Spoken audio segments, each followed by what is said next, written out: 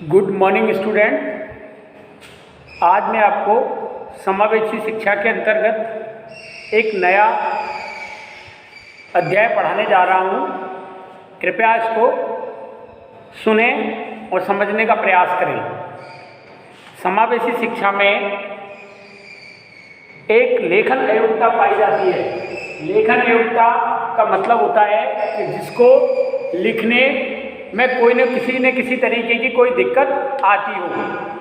अब जिसको कई बार बहुत सारी अक्षरों का ज्ञान नहीं होता है, भाषा का ज्ञान नहीं होता है, ऐसे व्यक्ति के लिए लिखने में बहुत समस्या आती है और वो लेखन अयोग्यता के अंतर्गत आता है।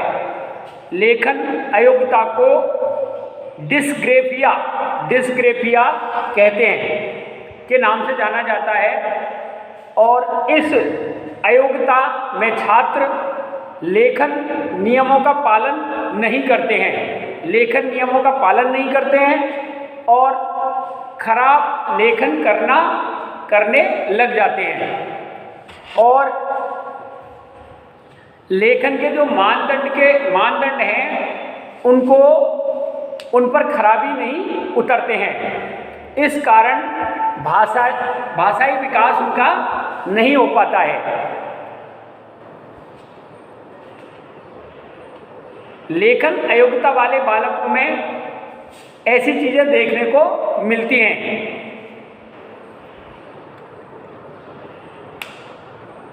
शिक्षक का प्रथम दायित्व होता है कि खराब लेखन सुधारने के लिए वह बच्चों की पहचान करे और कौन छात्र खराब लेखन करते हैं, और शिक्षक को बालकों के लेखन का मूल्यांकन भी करना चाहिए और लक्षणों के आधार पर उनका एक श्रेणीगत विभाजन भी करना चाहिए।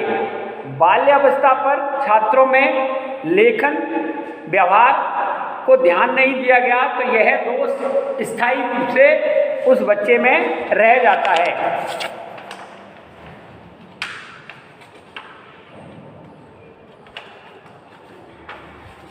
अब बात आती है लेखन अयोग्यता का उपचार। लेखन अयोग्यता का उपचार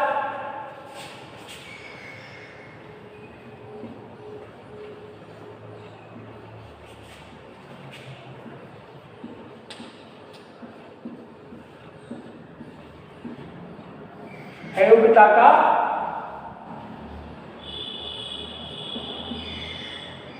भाई जिस व्यक्ति में कोई लेखन अयोग्यता पाई जाती है उसको किस तरीके से सुधारा जा सकता है। भाई हमारे साथ कोई प्रॉब्लम है तो हम उसका कोई उपचार करेंगे तभी वो हमारी प्रॉब्लम सही हो सकती है।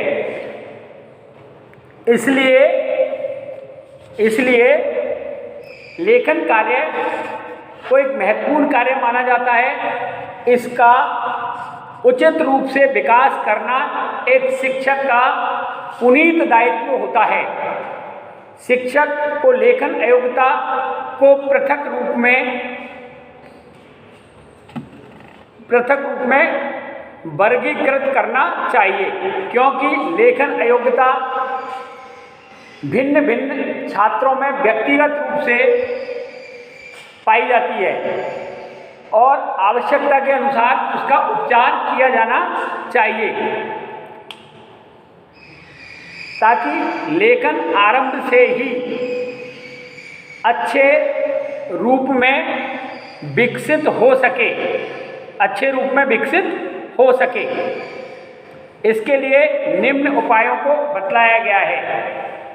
तो इसमें पहला उपाय है उचित ढंग से कलम पकड़ना।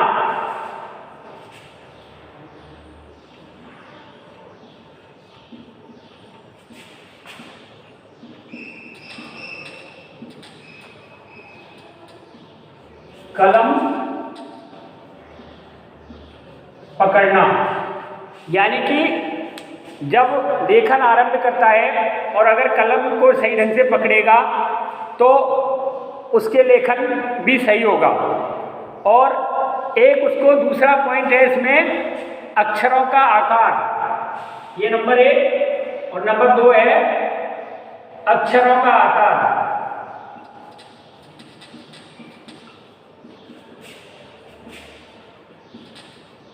अक्षरों का आकार, अक्षरों का आकार किस प्रकार का होना चाहिए ये भी बच्चे को जानकारी देनी चाहिए, और समय समय पर उनको दिशा निर्देश देने चाहिए ताकि त्रुटियों का ज्ञान उनको हो सके कि उन्हें कौन सी गलती की है।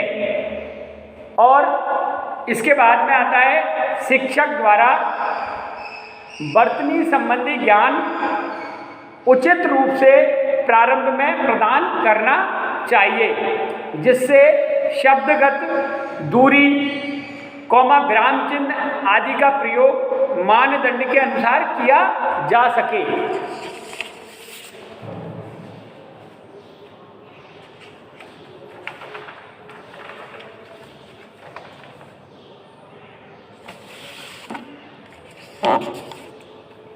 इसके बाद में अगला आता है सुलेख संबंधी गतिविधियों का अभ्यास। जैसे हम किसी चीज का बार बार अभ्यास करेंगे तो वो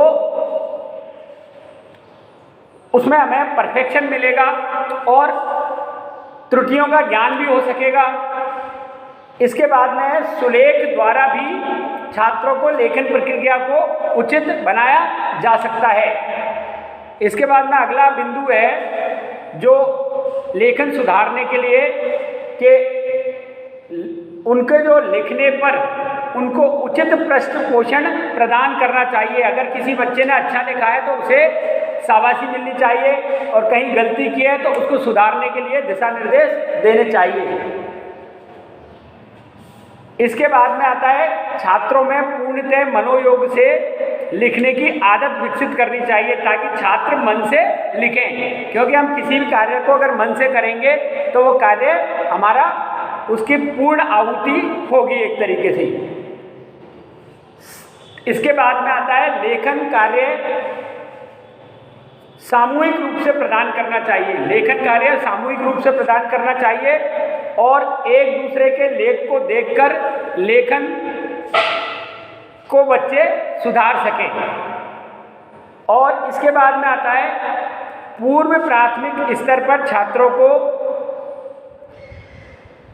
प्रिंट अक्षरों का बार बार सिखाना चाहिए। उनको छात्रों को प्राथमिक स्तर पर उत्तर पुस्तिकाएं प्रदान की जाएं और उनकी पंक्तियां थोड़ी सामान्य आकार से बड़ी होनी चाहिए, जिससे अपने लेखन के अक्षर एवं शब्दों को उचित स्थान दे सके।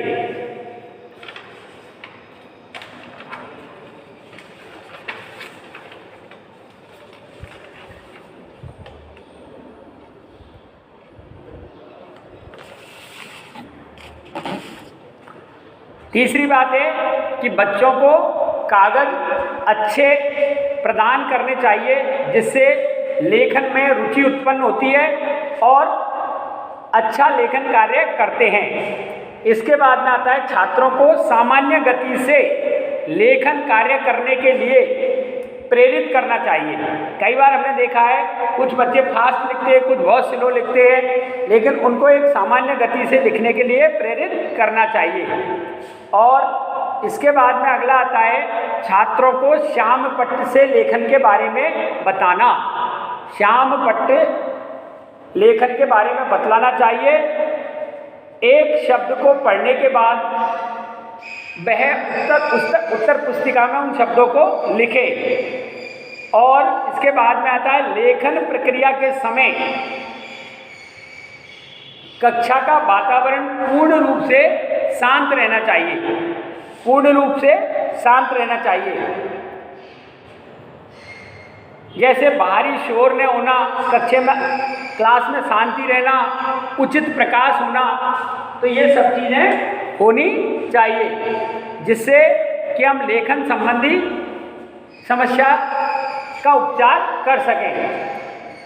छात्रों को विशेष प्रकार के रोगों से बचाने के लिए उन्हें चिकित्सीय सलाह प्रदान की जानी चाहिए, क्योंकि कई छात्रों में निकट दृष्टि दोष और कई छात्रों में दूर दृष्टि दोष दोनों ही पाए जाते हैं और ये भी एक खराब लेखन को जन्म देते हैं। इसलिए उनको चिकित्सा अभाव में श्रेष्ठ लेखन संभव नहीं होता है। इसके बाद में आपका आखिरी पॉइंट आता है, शिक्षक द्वारा विभिन्न प्रकार के उपायों के माध्यम से छात्रों की लेखन अयोग्यता को दूर किया जा सकता है। लेखन अयोग्यता का समाधान प्राथमिक स्तर पर ही ज़्यादा अच्छे से किया जा सकता है। धन्यवाद।